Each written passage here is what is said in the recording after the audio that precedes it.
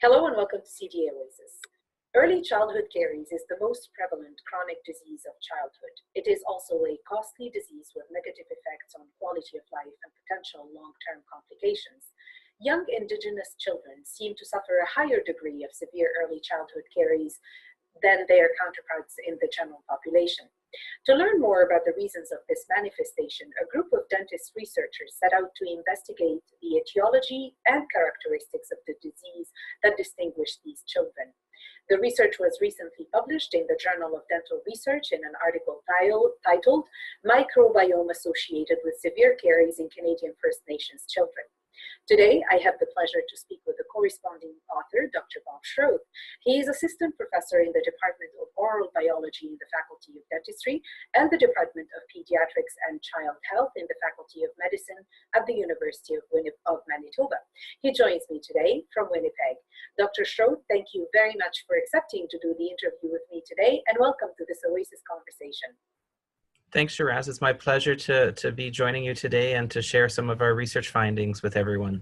It's ours too. You're always welcome on Oasis. So to start our conversation, I'd like to ask you, what triggered the research project and why is it important to fill this knowledge gap?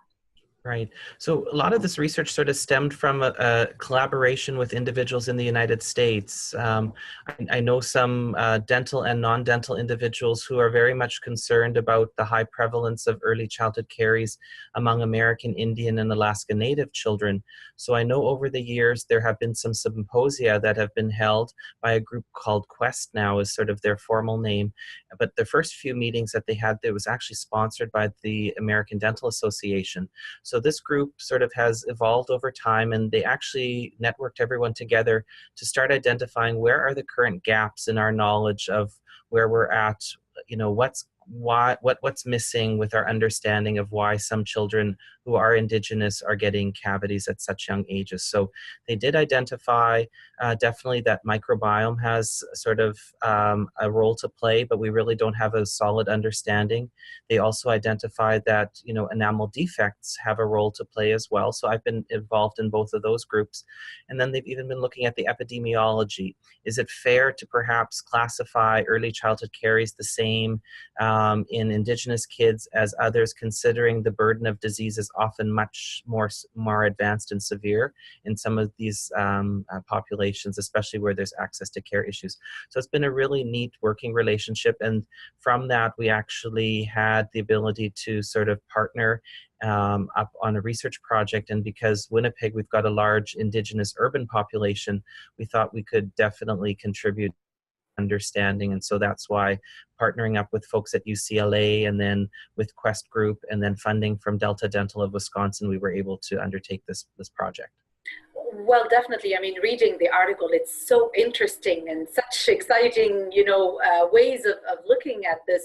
I think that's why we thought it was really worth sharing with our Canadian dentists. So you've prepared a presentation for us to speak about this research and this study.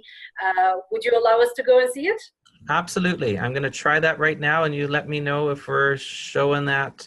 So I've got a few slides, but I know, Shiraz, you're quite interested, and we'll have this conversation back and forth. But our group was able to publish findings from this small study recently in the Journal of Dental Research. So it was great to sort of get it out in a sort of well-recognized leading journal in the oral health field. And really our purpose was to explore the microbiological basis of severe early childhood caries among First Nations. And we also opened it in case we had involvement from Métis and Inuit. And I think sort of with the thought that this could also lend itself to providing information that is right now also missing for American Indian and Alaska Native children, to sort of look at the microbiomes between caries-free and children with severe caries, recognizing, of course, that not all Indigenous communities are the same, but what we can learn from Canada and our First Nations populations could also have implications and help our understanding with American Indian and Alaska Native children as well. So just a little bit of a quick background, you know, I think we touched on this already, Shiraz, in our opening, your opening statements, is that, you know, Canadian Aboriginal children, so that includes our First Nations, our Métis and American and Inuit kids, along with American Indian and Alaska Native kids, really have high rates of severe early childhood caries. And quite often these children need to go for pediatric dental surgery under general anesthesia because the care, the volume of care needed is so advanced. But fortunately, there's been Quest that's formed. So this was the group that I was mentioning, led out of the United States by Dr. Dee Robertson. And Dee is a retired pediatrician with lifelong experience working in American Indian country, and also serving as a consultant to many tribal organizations in the United States. So Quest really stands for Quantifying, Understanding, and Eliminating Severe Tooth Decay in American Indian and Alaska Native children. And as I mentioned earlier, our sort of group has identified that one of the gap areas right now that exists is our understanding of microbiology and the role that the microbiome plays. There's also the epidemiology working group and enamel hypoplasia group, because we're starting to recognize the importance of early identification of enamel defects, because these often predispose the children to advanced tooth decay. And then there's even individuals looking at new products, and that there's an interest very much amongst this group with silver diamine fluoride. And we actually have a small study underway in Winnipeg too on SDF. So we looked, so Manitoba, there's lots of First Nations communities, but because of our small pilot sample, we were really concentrating on First Nations children living in Winnipeg, and those also coming for treatment in Winnipeg for their severe early childhood caries. So we wanted cavity-free kids to compare them with kids with severe caries. And so our cavity-free children were recruited from our community-based clinics and also Head Start programs in Winnipeg. We also then recruited children and their parents on the day of the pediatric dental surgery at the Misericordia Health Center. So this was all approved by the appropriate institutions and agencies. So parents completed a short questionnaire just to give us a little bit of information on their child's general health, on some of their dental health, oral hygiene practices, infant feeding practices, demographics, and diet. And we took both plaque and saliva samples following an established protocol from our colleagues as part of the study team from UCLA in Los Angeles. And our goal initially was 20 children with severe early childhood caries and 20 caries-free controls.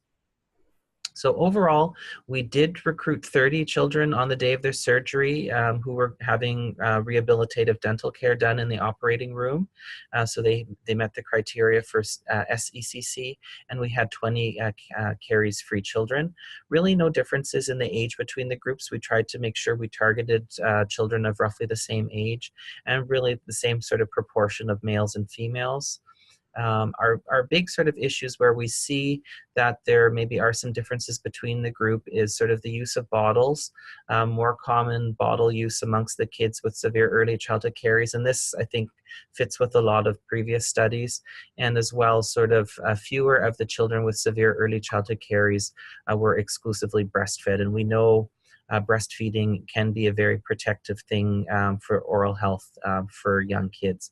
And definitely we did find a difference with socioeconomics. So it's hard to find cavity-free kids who completely resemble the severe early childhood caries by demographics and socioeconomics. So we did obviously find that influence is there, that children of lower incomes, household incomes, were the ones who typically were more likely to have severe early childhood caries. Overall, sort of, this is sort of just some figures just to sort of show you the differences. The red and the blue are the different groups. So blue is the cavity-free kids. The red are the children with severe early childhood caries. And overall microbial communities, so the types of bacteria in the two groups did really not differ so much in terms of their species richness or diversity. There were lots of bacteria found in both children, but we did find that there were some microbial differences overall, that First Nations children do have a different plaque microbiome than cavity-free counterparts, and some of the microorganisms are in much higher levels. So here, I think this is an important figure from our paper, really goes to show on the vertical axis, we have the relative abundance or the percentage that these bacteria are amounting for the overall plaque microbiome. And you can see the X's indicate the children with severe caries, and the circles are the children who are cavity-free. And definitely we can see that there seems to be at least 6 children in the severe early childhood caries group whose plaque microbiome, strep mutans, accounts for 6% or more of the microbiome, and even some children sort of 10% plus, and one child up to like 24%. So that's quite shocking when we realize that that's how abundant strep mutans can be in some of the children. And I think it's also sort of maybe gives us some food for thought. There's probably some microbiome ecology going on that is maybe influenced by dietary practices as well. But to see this marked difference between these two groups, I think is really something that needs to get looked at further, and we hope to. Dr. Schroth, thank you very much for that presentation. That was eye-opening, quite honestly. And I am wondering, based on this research and on this information, what needs to be done to improve this situation and counter this phenomenon? Right. So I think there a lot sort of the burden that we see, especially in indigenous kids with caries, really speaks to perhaps the lack of access to care and early preventive care. So, we definitely want to continue sort of getting the messages out there that parents need to take their children early to the dental office for examination. We know that many of these kids, getting severe tooth decay live remotely, so that could be a therapist or a hygienist or the dentist, but someone needs to be taking a look in the mouth and sort of giving that anticipatory guidance that really matches with the child's age. So giving parents good tips of, fluoride toothpaste, beginning with the first tooth as it erupts into the mouth, good diet, breastfeeding, regular visits to the dentist no later than 12 months of age. These are really important things. And then as well for the clinicians, what we should be doing in our practices is we should really be embracing caries risk assessment. So that's sort of, it might not be as common for the average general dentist in Canada, but many public health dentists and pediatric dentists are very familiar with caries risk assessment. And essentially it can be like a worksheet or a little checklist that you have this conversation with the parent, and you can actually go through and figure out, is the child at high risk for tooth decay and are they not? And the interesting thing is many of these caries risk assessment tools actually are starting to include questions, and they give the option to the dental practitioner to perhaps include microbiology into that as well.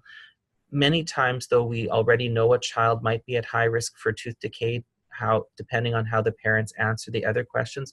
So sometimes the microbiome may not lend a lot of extra information, but for some children, perhaps if they're very young, maybe the microbiome analysis would actually even give us more information, because it can be a strong predictor of whether or not a child might develop caries within the next year or two.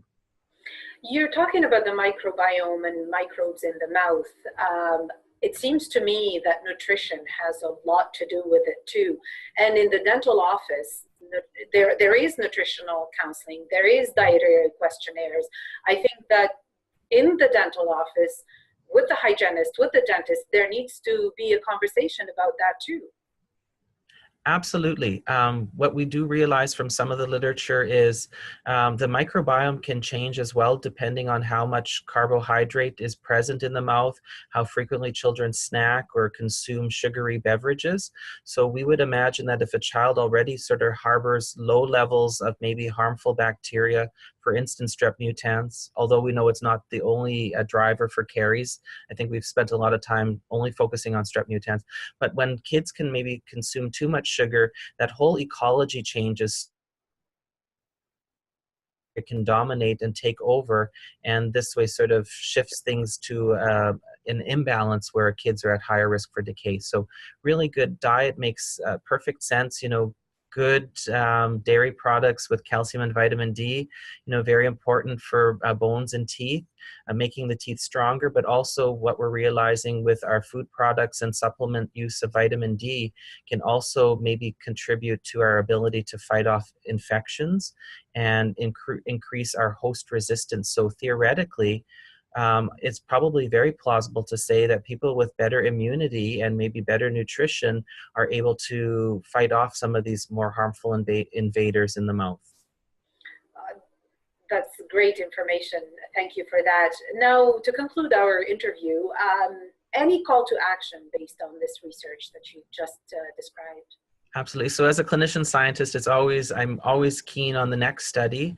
So I think definitely the key is, because this was a small pilot, sort of a convenience and small limited funding, it would be good to replicate this sort of on a larger scale with more First Nations and maybe Inuit and Métis involvement from communities, or maybe a joint study with my American colleagues where we look at indigenous children on both sides of the border to sort of look at more of the microbiome question, to sort of identify, you know, can there be things that could potentially be done to sort of change the microbiome without really affecting the overall health of the child. So for instance, there are people now looking at whether or not there can be these little bombs that essentially that are placed in the mouth that can sort of maybe eradicate or really suppress the harmful bacteria, and thereby allowing sort of the more normal, sort of less harmful, maybe neutral bacteria to dominate. So I think shifting the ecology of the mouth is going to be a really interesting thing. And I think that this is where the science is starting to lead us,